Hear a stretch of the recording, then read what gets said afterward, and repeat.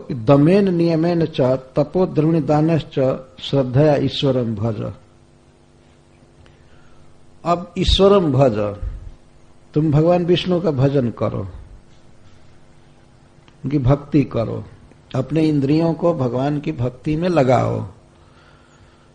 ईश्वरम भज, ये तात्पर्य है भज सेवायाम, अपने इंद्रियों से भगवान की सेवा करो।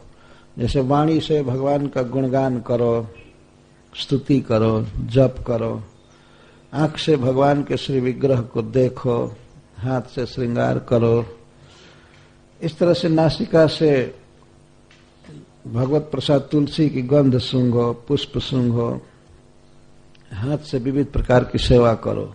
ये भज का ये अर्थ हुआ। श्रद्धा के साथ, विश्वास के साथ भगवान की भक्ति करो, प्रेम के साथ करो। और क्या क्या नियम बता रहे हैं? दमेन नियमेन च, दम के साथ, नियम के साथ। दम का अर्थ होता है इंद्रिय संयम, सम का अर्थ है कंप्लीट, और यम का अर्थ होता है कंट्रोल। पूर्णतः इंद्रिय पर कंट्रोल करके भगवान का भजन करो। भगवत भक्ति में इंद्रिय नियंत्रण बहुत आवश्यक है।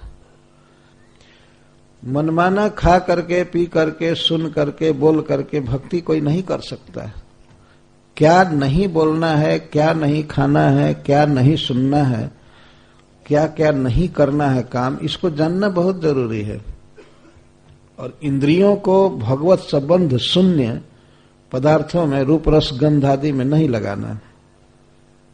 यदि इंद्रियों की आदत होती है, भागवत में लिखा गया है जैसे बिगड़े हुए घोड़े होते हैं तो वो सतपथ पर नहीं चलते, ठीक रोड पर नहीं चलते हैं, कभी कभी इधर उधर रथ को लेकर के चलते हैं, तो जो रथी होता है वो धोखा खा जाता है। तो मान लीजिए सारथी भी बिगड़ चुका है और घोड़े भी बिगड़ चुके हैं, तो ले जाकर खाई में गिरा देंगे। इंद्रियां जो हैं ये देह रथ का निर्वाहक हैं, ढोने वाली हैं। इंद्रियों की जो मांग होती है उसके अनुसार ही शरीर इधर से उधर जाता है, और सारथी है मन। मन इंद्रियों को, घोड़ों को अपने बस में रखता है, जैसे सारथी लगाम के द्वारा घोड़ों को अपने बस में रखता है।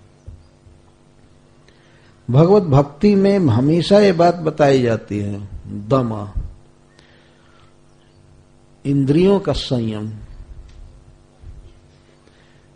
इंद्रियों को जब उनके बाह्य विषयों से हटा करके भगवान में लगाया जाता है तो वे आराम से लग सकती हैं, लेकिन जब इंद्रियां बाहरी विषयों में लगी हुई हैं तो क्या व्यक्ति लगा पाएगा मन को भगवान के चरण कमल में? मान लीजिए कोई व्यक्ति घर में बैठा है और जब न तब जैसे तैसे बस टीवी देख रहा है, तो उसकी आंख जब इंगेज्ड है टेलीविजन देखने में, वो सब दूषित या कोई भी दृश्य देखने में, वो कैसे भगवान के श्री विग्रह पर देखेगा? उससे अच्छा नहीं लगेगा। विषयों को भोगते भोगते इंद्रियों की सहज प्रवणता हो जाती है सांसारिक विषयों में। इसीलिए पहला नियम बताया जाता है दमेन, बोले इंद्रियों पर कंट्रोल करो। इंद्रियों के जो अर्ज हैं, मांग है, वो हमेशा नहीं रहती है, कभी कभी होती है। कभी कभी व्यक्ति के मन में बहुत बहुत विषयों को भोगने का उन्माद होता है।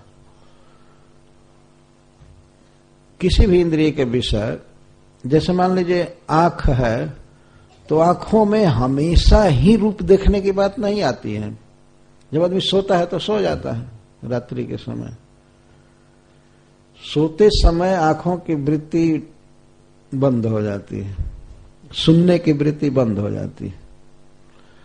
ऐसे भी कई अवसर आते हैं, यदि कुछ आदमी खा ले भारी तो कितना भी अच्छा चीज देख रहा है, सुन रहा है, उसको नींद आएगी। तो इसका अर्थ है कि इंद्रियों की जो वृत्ति है, इंद्रियों का जो कार्य है, वो हमेशा जागृत नहीं होता है। इंद्रियों का अर्ज, उनकी मांगे हमेशा जागृत नहीं रहती। कभी कभी बहुत मांगे बढ़ जाती, तृष्णा बढ़ जाती, उस समय व्यक्ति को सावधान होना चाहिए। उस समय अपने को बचा लिया तो बच जाएगा। हमारे गांव में एक कहावत कहते हैं, आंधी आवे बैठ गमावे। जब आंधी आवे, जोर की हवा आवे, तो कहीं बैठ करके समय बिता लेना चाहिए। थोड़ी देर में आंधी बीत जाती है। इसी तरह से व्यक्ति के मन में काम, क्रोध, लोभ की कभी कभी प्रचंड लहर आती है। उस समय अपने को बचा लिया तो बच गया, इसके बाद तो मन शांत होता है। जब क्रोध आवे तो उस समय क्या नियंत्रण करना चाहिए? किसी भी उपाय से जैसे तैसे बोलना नहीं चाहिए। यदि नहीं बोला तो क्रोध कुछ ही क्षण में शांत हो जाएगा। और लगातार अगर यह अभ्यास करे व्यक्ति, क्रोध आने पर न बोले, तो एक दिन क्रोध मर जाएगा। क्रोध का बल है परुष वचन, कठोर वचन। कुछ लोग तो ऐसे हैं कि अगर उनको क्रोध के समय बोलने न दिया जाए तो लगता है मर जाएंगे, और कुछ गाली दे करके ही उनका जी हल्का होता है, इस तरह से। लेकिन जी हल्का नहीं होता है। क्रोध में तो बोल देते हैं, और जिसके बारे में बोल रहे हैं उसका जूता इनके कपार पर आ जाता है, होता है ना, या लाठी आ जाता है कपार पर। यही परिणाम होता है। क्रोध आने पर आदमी शांत हो जाए तो विपक्ष भी शांत रहेगा, ये भी शांत रहेगा, क्रोध का बल कम हो जाएगा। इसी तरह काम का वेग आता है। श्री रूप गोस्वामी जी कहते हैं, क्या है पहले, उदरोपस्थ वेगम, वाचो वेगम, वाणी के वेग को रोक लेना चाहिए। बोलने की इच्छा होती है, मैं बोल करके रहूंगा। खास करके हमने देखा है स्त्रियों में, बोलती हैं, झगड़ा करती हैं, तो वे सोचती हैं कि जो पहले बंद कर दे वो डिफीट हो गई, उसका हार हो गया। अगर पहले बंद कर दिया तो मान लेते ठीक है, वो चुप हो गई, मेरी जीत हो गई। उनमें देखा जाता है ऐसे कंपटीशन झगड़ा में कि पहले बंद करती ही नहीं है। सोने का समय आ जाता है, 9, 10, 11 बज जाता है, लेकिन फिर भी भन भन वो शब्द वेधी बाण चलाती रहती। वो है अपने घर में, लेकिन शब्द वेधी बाण चलता है।